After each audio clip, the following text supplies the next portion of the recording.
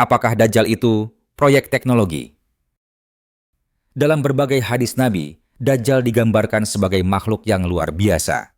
Bukan sekadar manusia biasa, tapi sosok yang mampu menghidupkan yang mati, mengendalikan hujan, menumbuhkan tanaman, dan membuat ilusi seolah-olah ia Tuhan. Di masa silam, semua itu terdengar seperti sihir. Tapi, di era teknologi super canggih ini, kita mulai bertanya, mungkinkah yang dulu dianggap sihir, kini hanyalah hasil dari teknologi?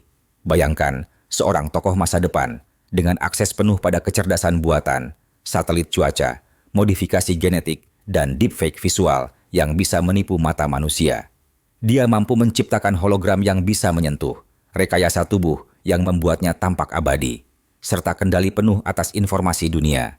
Dalam dunia seperti itu, manusia biasa bisa dengan mudah tertipu dan menyangka ia ilahi. Beberapa penafsir modern berani mengaitkan fenomena Dajjal dengan perkembangan proyek-proyek teknologi global, dari pengembangan AI seperti ChatGPT dan Sophia, hingga proyek Neuralink yang menghubungkan otak manusia ke komputer. Ada pula proyek HAARP yang diyakini bisa memanipulasi cuaca, dan eksperimen genetika seperti CRISPR yang mampu mengubah manusia secara biologis.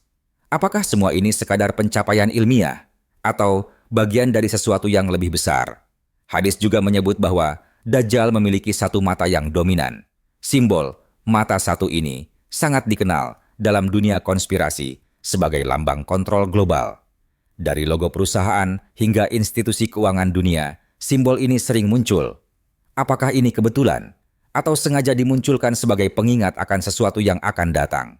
Dalam tafsir simbolik, mata satu juga bisa bermakna penglihatan yang parsial, melihat dunia dari sisi material saja, tanpa ruh dan nilai.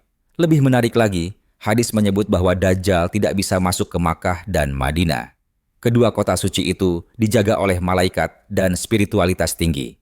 Jika Dajjal mewakili kekuatan teknologi global, maka tempat-tempat suci bisa dimaknai sebagai simbol ketahanan iman, kesucian jiwa yang tak bisa ditembus oleh propaganda digital.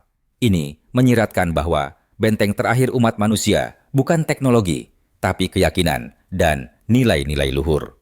Ada pula deskripsi bahwa Dajjal membawa surga dan neraka, tapi surganya adalah neraka, dan nerakanya adalah surga. Ini sangat cocok dengan konsep ilusi digital, di mana yang tampak indah di layar bisa menjadi racun di dunia nyata. Media sosial bisa jadi candu. Dunia virtual bisa membutakan. Dan opini publik bisa dibentuk hanya dengan satu algoritma. Bukankah ini bentuk nyata dari tipuan besar? Jika kita telusuri lebih dalam, banyak teknologi modern dibangun atas dasar kemampuan mengumpulkan data manusia secara masif. Dajjal disebut mampu mengetahui banyak hal tentang orang-orang yang dihadapinya. Dengan sistem global seperti Internet of Things, biometrik, dan big data, kontrol itu bukan lagi mustahil. Setiap gerakan, kata, bahkan pikiran manusia bisa dianalisis dan diarahkan. Dunia berada di ambang kendali algoritma. Namun penting diingat, Dajjal bukan sekadar sosok, tapi juga bisa bermakna sistem.